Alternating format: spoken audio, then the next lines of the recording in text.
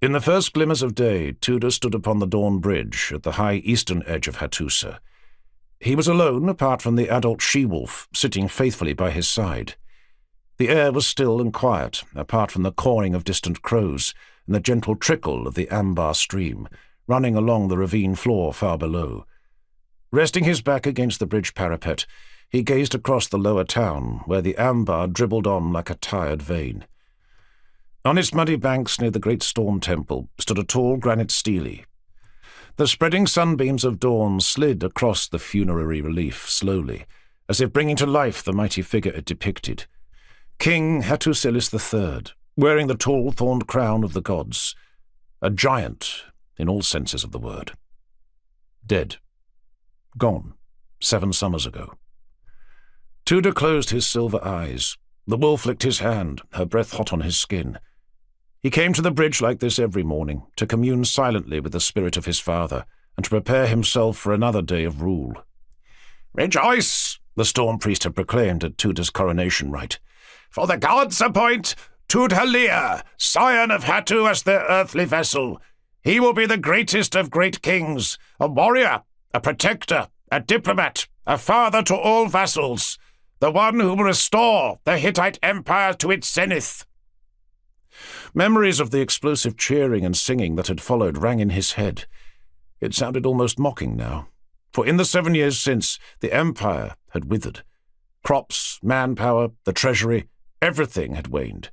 And then there was the importance of this coming day, an annual ceremony that often brought troubles to his door. His mind began to tumble with it all. A badly muted belch erupted nearby, bursting the swelling bubble of his worries. Tudha's eyes slid open and round towards the end of the bridge. There sat a kilted mountain of muscle.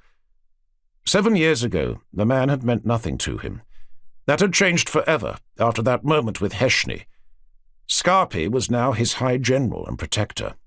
He was observant, unafraid to challenge Tudha's theories, a ferociously skillful fighter and a great leader of soldiers to boot.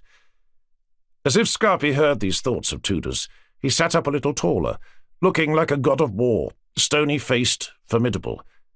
And then he let loose another serrated and disgustingly long belch. "Too much wheat porridge this morning, Scarpi?"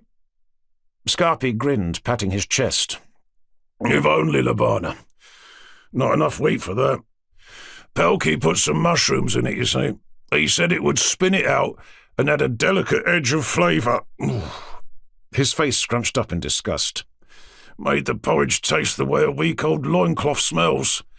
I only had a few spoonfuls and then—" Pause for another belch. "This damn wind started. Ugh, Pelkey should stick to boiling metal and casting swords with his brother." A cat's yowl echoed over their heads, followed by a clattering of dropped crockery. Both turned to look along the bridge and up towards the capital's acropolis. From within that high citadel, hectoring voices rose in complaint. To add to the mix, a brood of chickens somewhere inside erupted in a fit of clucking and squawking. Tudha spotted the source of the disturbance.